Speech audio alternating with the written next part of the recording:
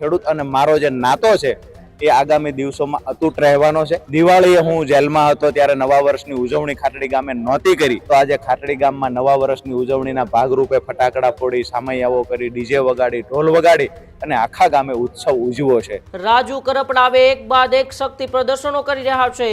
સુરેન્દ્રનગરના ખાટડીમાં રાજુ કરપડાની યોજાઈ મોટી સભા। મોટી સંખ્યામાં ખેડૂતો પહોંચ્યા કિસાન ક્રાંતિ સભામાં। સભા બાદ કરપડાએ વિરોધીઓને પણ આપ્યો જવાબ। કોઈ રાજકીય બેનર નહીં, કોઈ સામાજિક બેનર નહીં, માત્ર ખેડૂત સમાજનું બેનર। સ્વખર્ચે ખેડૂતો હજારોની સંખ્યામાં સભામાં ઉપસ્થિત રહ્યા। ખુલ્લા મંચ પર ખેડૂતોને પોતાના વિચારો રજૂ કરવા માટેની સ્વતંત્રતા આપી છે। આગામી દિવસોમાં મને એવું લાગે છે કે હોળી પછી જે કઈ નિર્ણય કરવાનો છે ખેડૂત આગેવાનો સાથે મળી અને ફાઇનલ નિર્ણય મીડિયા સામે આવીને ચોક્કસથી કરી લે।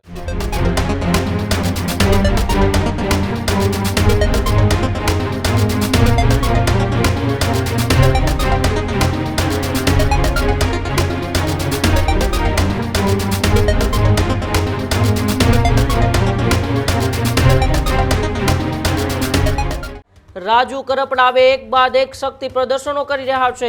સુરેન્દ્રનગરના ખાટડીમાં રાજુ કરપડાની યોજાઈ મોટી સભા। મોટી સંખ્યામાં ખેડૂતો પહોંચ્યા કિસાન ક્રાંતિ સભામાં। સભા બાદ કરપડાએ વિરોધીઓને પણ આપ્યો જવાબ। ખેડૂત અને મારો નાતો અતૂટ રહેવાનો છે, આવી વાત કરપડાએ કરી। સુરેન્દ્રનગરના ખેડૂતોએ નિર્ણય નક્કી કર્યો છે।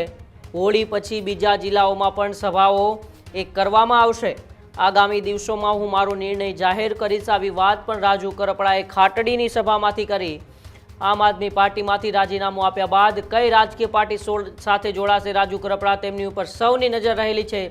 પરંતુ આ બધા વચ્ચે રાજુ કરપડાએ કહેલું હતું કે હું મારા વિસ્તારના ખેડૂતો સાથે વાતચીત કરીશ, ખેડૂતો સાથે ચર્ચા કરીશ અને ખેડૂતો સાથે બેઠકો કરીને ત્યારબાદ કઈ રાજકીય પાર્ટી સાથે જોડાવવું જોઈએ, કઈ રાજકીય પાર્ટી સાથે જોડાઈને મારા વિસ્તારના ગુજરાતના ખેડૂતોનું હિત થઈ શકે તેને લઈને હું નિર્ણય લઈશ। અને ત્યારબાદ જ 23 ફેબ્રુઆરીના રોજ મૂડીના ગઢાદ ગામે પણ એક કિસાન ક્રાંતિ સભાનું આયોજન થયું અને ત્યારથી પણ જાહેરાત થઈ હતી કે હવે એક બાદ એક ગામોની અંદર, જિલ્લાઓની અંદર એક કિસાન ક્રાંતિ સભા, ખેડૂતોની સભાનું આયોજન થશે અને તેમના અધ્યક્ષસ્થાને રાજુ કરપડા રહેશે।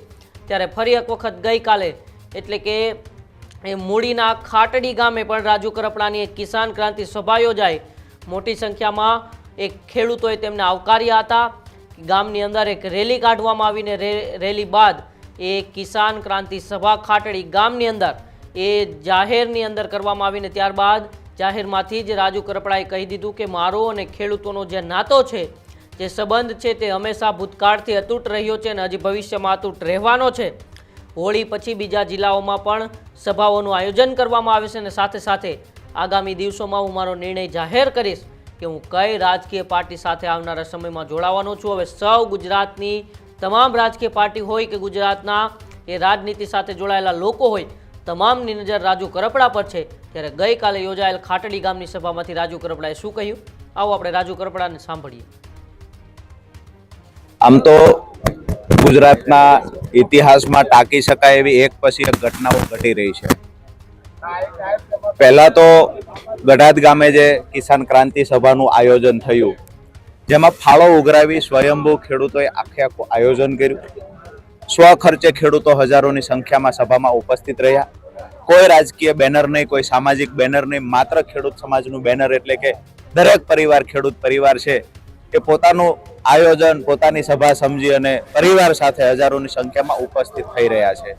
આજે જ્યારે ખાટડી ગામે કિસાન સંવાદ કાર્યક્રમ યોજાયો, જેમાં જાહેર મંચ પરથી હજારોની સંખ્યામાં હાજર ખેડૂતો, માતાઓ, યુવાનો તમામને પૂછવામાં આવ્યું કે ખરેખર પોતપોતાના વિચારો રજૂ કરવા માટે આ પ્લેટફોર્મ પર તમામ લોકોને છૂટછાટ આપવામાં આવી।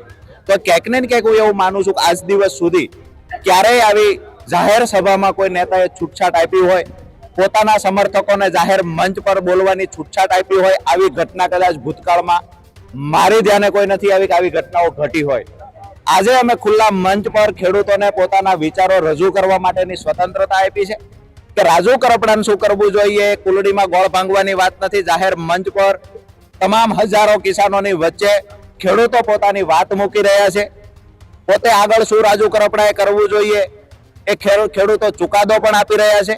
તો ક્યાંક ને ક્યાંક મારું એવું માનવું છે કે ખેડૂતોનો જે પ્રેમ છે મારી સાથે અને ખેડૂત અને મારો જે નાતો છે એ આગામી દિવસોમાં અતૂટ રહેવાનો છે.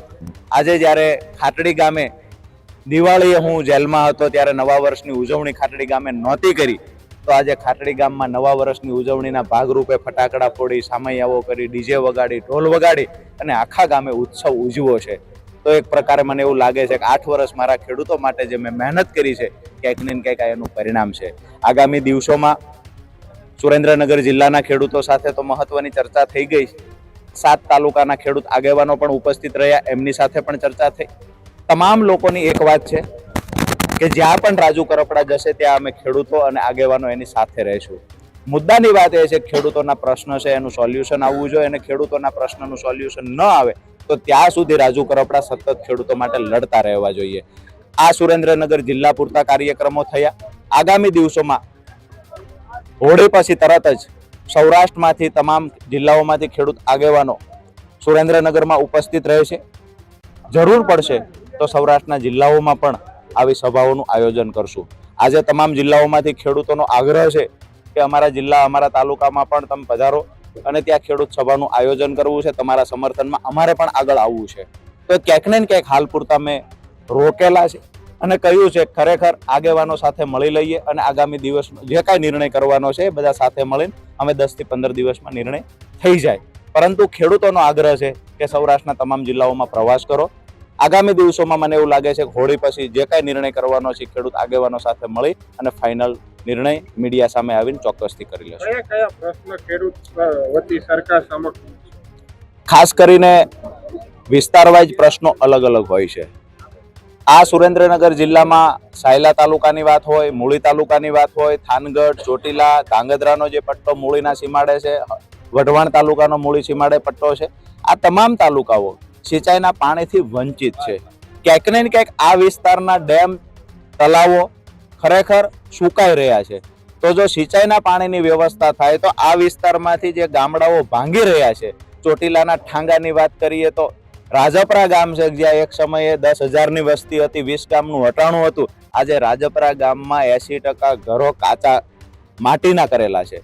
ક્યાંક ને ક્યાંક ગામો ભાંગી રહ્યા છે. એ જ પરિસ્થિતિ મૂળી તાલુકામાં છે કે ગામડાઓ ભાંગી રહ્યા છે, લોકો ન છૂટકે સ્થળાંતરો કરી રહ્યા છે. એની સામે સિંચાઈનું પાણી મળે, લોકો ખેડૂતોને 3 સિઝન લઈ શકાય એવો મોકો આપવામાં આવે તો આ ખેડૂતો આ વિસ્તાર છોડીને ક્યાંય ન જાય, પરિવાર સાથે રહી શકે. એટલે મહત્વનો પ્રશ્ન છે સિંચાઈનું પાણી. સૌરાષ્ટ્ર આખામાં આ પ્રશ્ન ખરેખર વધતો દિવસે દિવસે ગંભીર બનતો જાય છે, કારણ કે સિંચાઈના પાણીના તળ ઊંડા જાય છે. એટલે જે ટ્યુબવેલથી જે પાણી ખેંચવામાં આવતું હતું એમાં પ્રશ્નો ઊભા થાય છે. ત્યારે સિંચાઈના પાણીની સરકાર તરફથી વ્યવસ્થા કરવામાં આવે તો ખેડૂત પોતાની ખેતી બચાવી શકે. હાલ સિંચાઈના પાણીનો પ્રશ્ન છે. હાઈ ટેન્શન લાઇનમાં વળતર ચૂકવવા બાબતે ક્યાંક ને ક્યાંક અમુક ખેડૂત આગેવાનોની એ પણ વાત હતી કે વળતરના મુદ્દે પણ પ્રશ્નો થઈ રહ્યા છે. તો એ મુદ્દે પણ આગામી દિવસોમાં શું કરી શકાય. મહત્વની વાત એ છે કે જ્યાં સુધી અમારા ખેડૂતોના પ્રશ્નનું નિરાકરણ નહીં આવે ત્યાં સુધી નવો કોઈ નિર્ણય લેવામાં નહીં આવે. જો નિરાકરણ સરકાર નથી લાવતી તો એની સામે લડશું, અને સરકાર જો ખેડૂતોના પ્રશ્નનું નિરાકરણ લાવશે તો સરકારની સાથે.